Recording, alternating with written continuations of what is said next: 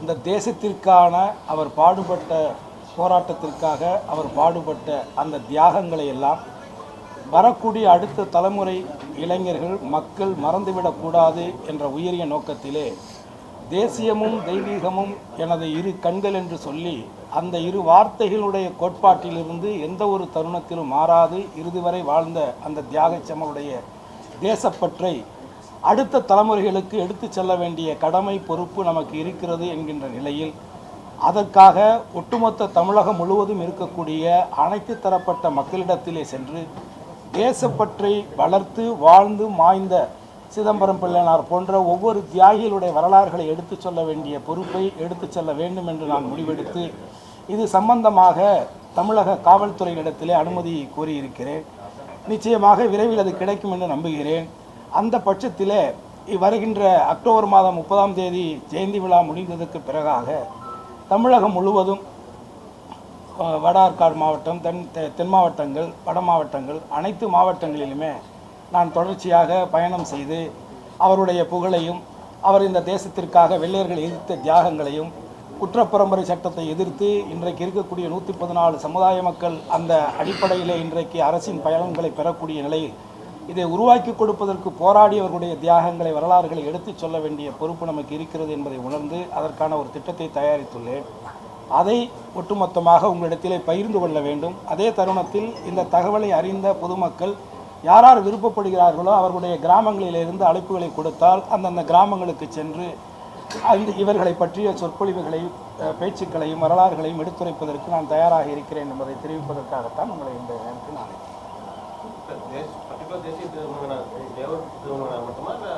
இல்லை தேசம்னு வரும் பொழுது அந்த காலகட்டத்தில் இருந்த வாழ்ந்த எத்தனையோ தியாகிகள் இருக்கிறாங்க. அதில் நம்ம எந்த பாகுபாடும், ஏன்னா தேசிய தலைவர்களை நம்ம பாகுபாடு தேசத்துக்காக உழைத்தவர்களை மத ரீதியாகவோ ஜாதி ரீதியாகவோ பிரித்து பார்ப்பது என்பது ஒரு இழிவான ஒரு செயல்.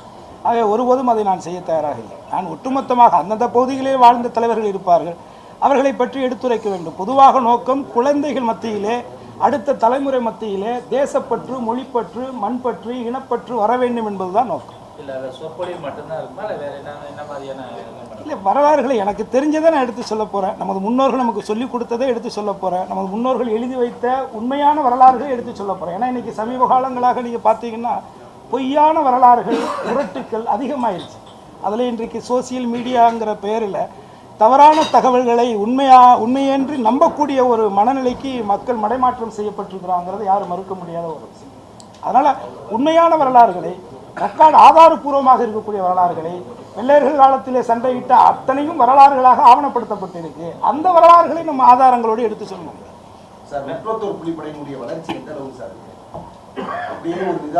அது அவ்வளோதான். ஏன்னா முதல்ல இது இந்த அமைப்பை பொறுத்தவரை உங்கள் எல்லாருக்குமே தெரியும். இங்கே எதையும் மறைச்செல்லாம் பேச முடியாது. என்னை பொறுத்தவரை என்னுடைய தலைவரும் என்னுடைய கடவுளும் பசும்பொன்னார் தான். அதில் நான் பலமுறை இதை நான் சொல்லியிருக்கிறேன். இதற்கு காரணம் என்ன அப்படின்னு சொன்னால் அவர்கள் வாழ்ந்த அந்த தூய ஒரு வாழ்க்கை தான். எல்லாரும் இதை அதாவது ஃபார்வர்ட் பிளாக்குங்கிற கட்சியை உருவாக்கியவர் யார்? சுபாஷ் சந்திர போஸ். அதை தலைமையேற்று நடத்தியவர் தான் தேவர். ஆனால் அந்த கட்சியினுடைய சாயமே அது ஜாதி கட்சியாகத்தான் அன்றைய காலத்திலிருந்து பரப்பப்பட்டு இன்றைய வரைக்கும் அது நிலைநாட்டப்பட்டிருக்கிறது. ஒரு பொய் திரும்ப திரும்ப சொல்லப்பட்டு அது உண்மையாக்கப்படுது. அதனால் இந்த அமைப்பை பொறுத்தவரை இது ஒரு கல்வி அறக்கட்டளையாக உருவாக்கப்பட்ட அமைப்பு. ஏற்கனவே நான் சொன்னதைப் போல அன்றைய காலகட்டத்தில் 2007 2009 வரை அன்றைக்கு தமிழகத்தில் இருந்த கிட்டத்தட்ட 120க்கும் மேற்பட்ட அகதிகள் முகாமில் இருந்த மாணவ மாணவிகளிலே 1000க்கும் மேற்பட்ட மதிப்பெண்களை பெற்ற மாணவ மாணவிகளை தேர்ந்தெடுத்து அதை நீதிமன்றத்தில் உத்தரவு பெற்று அதற்கு நான் பொருளாதார உதவி செய்து அவர்களை படிக்க வைத்து பட்டதாரி ஆக்கியதனுடைய நோக்கம்தான். அதை தொடர்ச்சியாகத்தான் புரட்சித் தலைவர் அம்மா அவர்கள் எனக்கு அந்த வாய்ப்பை கொடுத்தார்கள். ஆகவே இது அரசியல் கட்சி அல்ல, இது ஒரு அமைப்பு, இது ஒரு அறக்கட்டளை. இந்த அறக்கட்டளை கல்வி ரீதியாக தடுக்கப்படுகிற வறுமை நிலையில் இருக்கக்கூடிய மாணவ மாணவிகளை தேர்ந்தெடுத்து உதவி செஞ்சது. காலப்போக்கில் அது இன்றைக்கு இந்த நிலையில் இருக்குது. ஆகவே நாம் யாருக்கும் தாழ்ந்தவர் அல்ல, நமக்கு யாரும் தாழ்ந்தவர் அல்ல என்கின்ற தெய்வ திருமகனாருடைய வாக்குதான் இந்த அமைப்பினுடைய நிலைப்பாடு. சமீபமாக 2 நாள் அந்த ஜிஎஸ்டி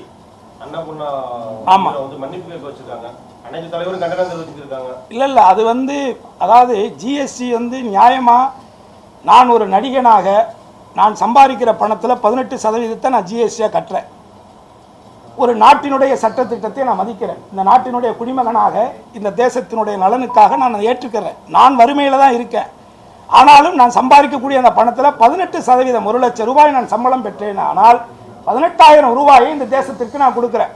அதனுடைய நோக்கம், இதை வசூல் செய்கின்ற இந்த அரசு அந்த பணத்தை மக்களுடைய நலனுக்காக, மக்களுடைய எதிர்கால திட்டங்களுக்காக, எதிர்கால சந்ததிகளுக்காக செலவிடுகிறதா என்று பார்த்தால் அது இல்லை. மக்களிடத்தில் இருந்து பெறக்கூடிய இந்த ஜிஎஸ்டி போன்ற வரிகளை பெற்று அதானி அம்பானி போன்றவர்களை வளர்த்து விடுவதற்கு நான் ஏன் உழைக்க வேண்டும் என்கின்ற கேள்வி எனக்குள்ள வருது. ஆக இந்த ஒரு வியாபாரி சங்கத்தினுடைய பிரதிநிதியாக கலந்து கொண்ட அந்த அன்னபூர்ணாவுடைய முதலாளி அவர்கள் அடிப்படையிலே ஒரு சராசரி குடும்பத்தில் பிறந்து உழைத்து வாழ்க்கையிலே முன்னேறி இன்றைக்கு ஒட்டுமொத்த உழைப்பால் உயர்ந்த அந்த சிறு பெரு வியாபாரிகளுக்கு அவர் ஒரு பிரதிநிதியாக அந்த நிகழ்விலே கலந்து கொண்டிருக்கிறார். அவர் உண்மையை கேட்கிறார்.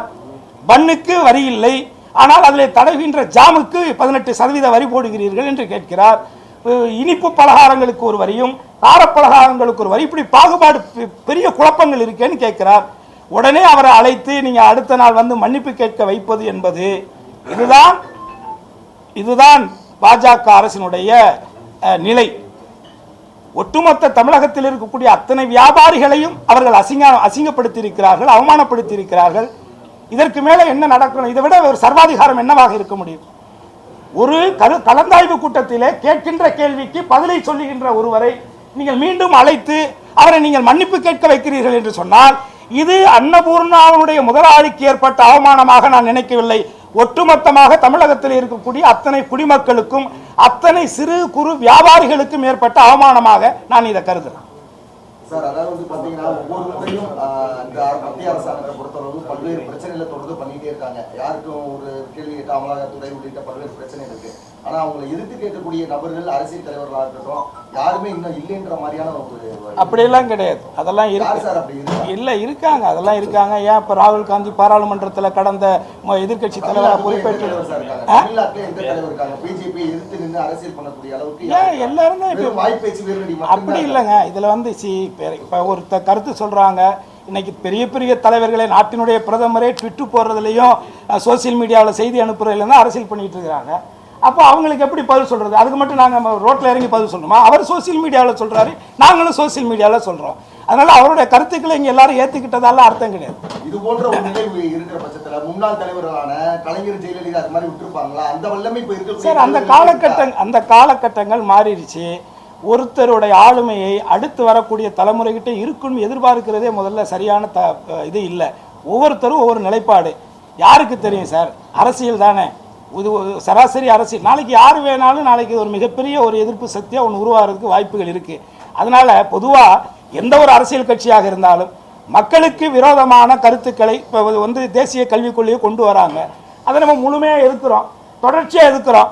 இதில் என்ன எதிர்க்கிறீங்க? அந்த அமைச்சர் என்ன சொல்கிறாரு? நாங்கள் வந்து தாய்மொழி கல்வியை வளர்க்குறது கொண்டும்போது இந்த அரசாங்கம் அதுக்கு தடையா நிற்குதுன்னு சொல்கிறாரு. அது எவ்வளோ பெரிய அபத்தமான பொய்ங்கிறது. அதுக்குள்ளே போய் நீங்கள் படிக்கணும். நீங்கள் வர்ற சோசியல் மீடியாவில் வர்ற செய்திகளை மட்டுமே நீங்கள் படிக்கிறத விட்டுட்டு இந்த மாதிரி ஒரு மத்திய அமைச்சர் சொல்கிறாரு, அப்படி ஒரு தாய்மொழி கல்வியை வந்து வந்து மறுக்கக்கூடிய அளவுகளையா தமிழ்நாடு அரசாங்கம் இருக்குது? அந்த அளவுக்கு தமிழர்கள் என்ன முட்டாளாக இருக்காங்க? அது கிடையாது. அதனுடைய நோக்கம் வேறு. அவர்களுடைய நோக்கம் என்பது இந்த மாதிரியான கல்விக் கொள்கையை கொண்டுட்டு வந்து ஏழை எளிய மாணவர்கள் எப்படி மருத்துவ கல்வியை இன்னைக்கு வந்து படிக்க முடியாத ஒரு எட்டாத கனியாக மாற்றி இருக்கோ, அது மாதிரி நாளைக்கு வந்து ஐஐடி மாதிரியான உயர்கல்விகளை உள்ளேயே தமிழர்கள் நுழைய முடியாத ஒன்றை கொண்டுட்டு வர்றதா அவருடைய உள் சூட்சமம். அதை நம்ம வந்து புரிஞ்சுக்கணும். அதுதான் இதில் நோக்கம். அதனால எதையுமே மேலோட்டமாக நம்ம பார்க்காம கொஞ்சம் ஆழமாக படித்து அதை தெரிஞ்சுக்கிட்டு ஒரு தெளிவு தெரிஞ்சு இன்னைக்கு வந்து பொதுவாக பார்த்தீங்கன்னா ஐயோ ஐஐடி நம்மளாம் போகவே முடியாது அப்படிங்கிற ஒரு பயத்தை மாணவர்கள்ட்ட உருவாக்குறாங்க. அதையும் மீறி ஒருத்தங்க போனால் ஐஐடிகள் என்னென்ன நடக்குதுங்கிறது நான் சொல்லி உங்களுக்கு நீங்கள் தெரிஞ்சுக்கணுங்கிற அவசியம் இல்லை. அதனால் தமிழர்கள் தாய்மொழி கொள்கை கல்வியை வந்து தன்னுடைய தாய்மொழி வழியாக படிப்பது என்பது தான் ஆகச் சிறந்தது. இன்றைக்கு உலக அரங்கில் சீனா போன்ற நாடுகள், ஜப்பான் போன்ற நாடுகள்லாம் வந்து தன்னுடைய தாய்மொழியில் தான் அந்த கல்வியை எந்த கல்வியாக இருந்தாலும் படிக்கிறாங்க.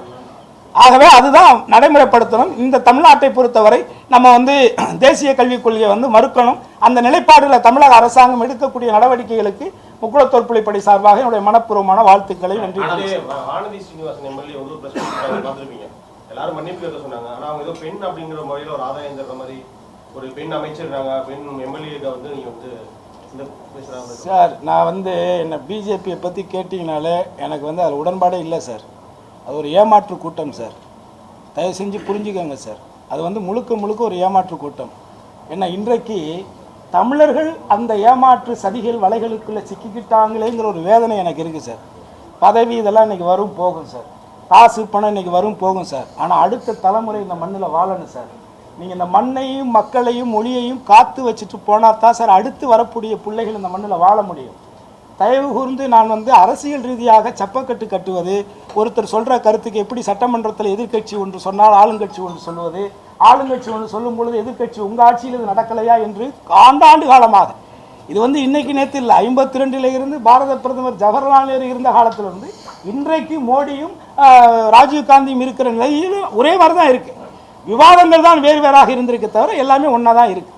ஆகவே அதுகளை மறந்து நம்ம வந்து அடுத்த பொறுப்பு நமக்கு இருக்குது. நாளைக்கு நம்ம இந்த மண்ணில் நம்மளோட அடுத்த தலைமுறையை விட்டுட்டு போகிறோம். நீங்கள் விட்டுட்டு போகிற காசு பணம் சொத்து சுகம் நிச்சயமாக இருக்காது சார். நான் இன்றைக்கி சொல்கிறேன், எழுதி வச்சுக்கோங்க. வரக்கூடிய காலங்களில் தமிழ்நாட்டில் நான் இன்னொன்று சொல்கிறேன் சார். எப்படி இலங்கையில் ஒட்டுமொத்த தமிழர்களையும் ஒரு இனப்படுகொலை நடந்ததோ 2009 காலகட்டங்களில், அதே போன்ற ஒரு நிலை தமிழ்நாட்டுக்கு வரும் சார். நீங்கள் எழுதி வச்சுக்கோங்க சார். இதே இந்தியாவில் எப்படி இன்றைக்கு மீனவர்கள் வந்து அந்நியர்களாக பார்க்கப்படுகிறார்களோ, தமிழக மீனவர்கள் இந்திய மீனவர்களாக பார்க்கப்படாமல் அந்நிய மீனவர்களாக பார்க்கப்படுகிறார்களோ, இந்திய மீனவர்கள் அல்லாது தமிழ்நாட்டு மீனவர்களாக பிரித்து பார்க்கப்படுகிறார்களோ, இதே நிலை தொடர்ந்து தொடர்ந்து தொடர்ந்து ஒரு காலத்தில் உங்க மாநிலத்துக்கு அருகாமையில் இருக்கக்கூடிய மாநிலங்களெல்லாம் சேர்ந்து ஒரு மாநிலத்தை, ஒரு மாநில மக்களை, ஒரு இன மக்களை அழிக்கக்கூடிய ஒரு சூழல் உருவாகும் அப்படிங்கிற ஒரு ஐயம் எனக்கு இருக்கு. இது விரைவில் கூட நடக்கலாம்னு இருக்கு. அதனால இந்த மாதிரி ஒரு தருணங்கள்ல நீ ஜாதி ரீதியாக சார், ஜாதிங்கிறது இருக்கு. இந்திய அரசியலமைப்பு சட்டத்தில் ஏற்றுக்கொள்ளப்பட்ட ஒன்றுதான்.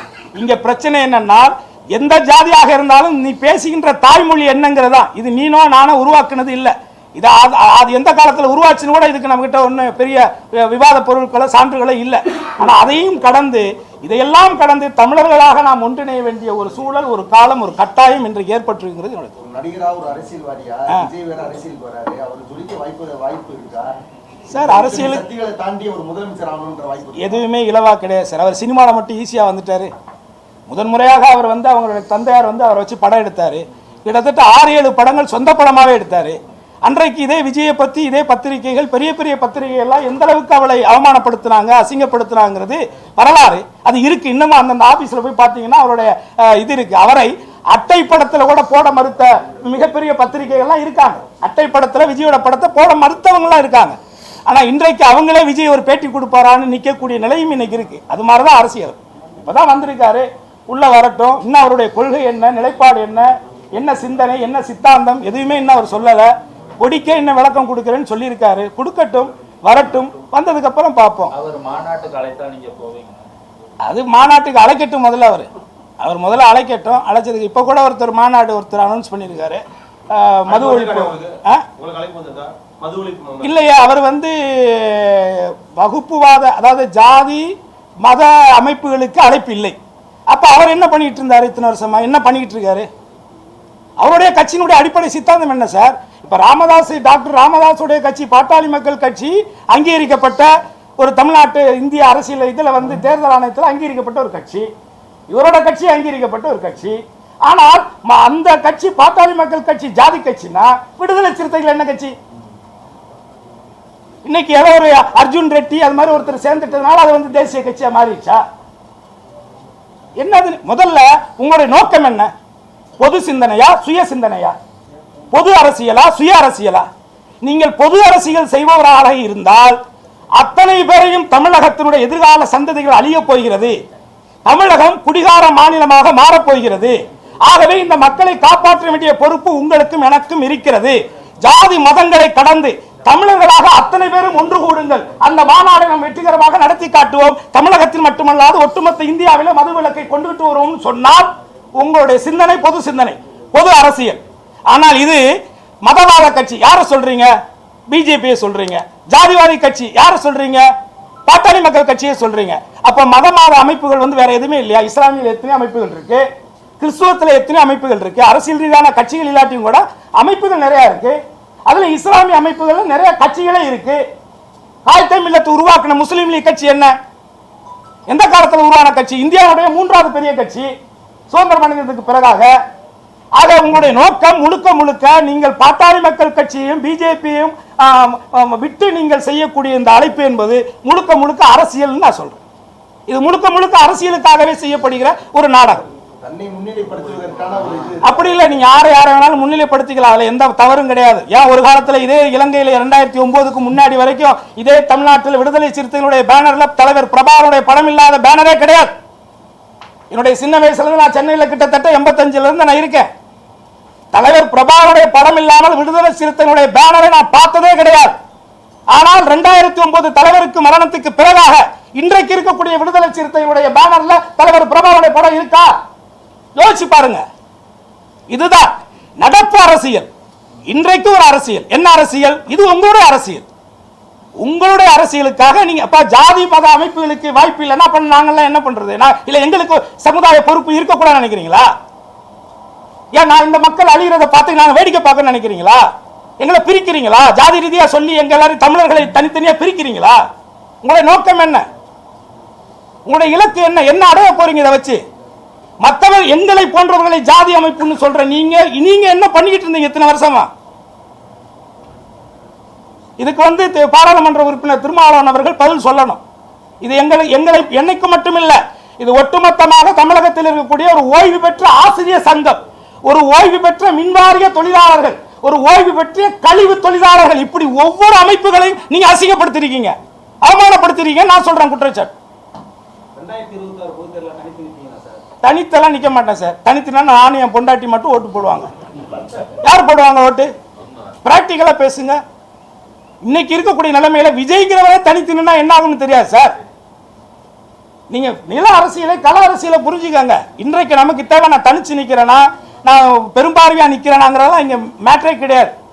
தமிழர்களுக்காக நிக்கிறோமா, தமிழர்களுடைய உரிமைகளுக்காக நிக்கிறோமா, மாநிலத்துடைய உரிமைகளை காக்கிறதுக்காக நிக்கிறோமா, எதிர்கால சந்தைகளுடைய கல்வியை நம்ம அவங்களுக்கு உறுதிப்படுத்துறோமா, மருத்துவக் கல்லூரி கனவுகளை உறுதிப்படுத்துறோமா, ஐஐடி போன்ற பெரிய தொழில்நுட்ப கல்லூரிகள்ல நம்ம தமிழ் பிள்ளைகள், தமிழ் வழி கல்வி படிக்கக்கூடிய பிள்ளைகள் போய் சேர்வதற்கான வழிவாய்ப்புகளை நம்ம உருவாக்கி கொடுக்கிறோமா? இந்த சிந்தனை தான் இன்னைக்கு தேவைப்படும். நன்றி.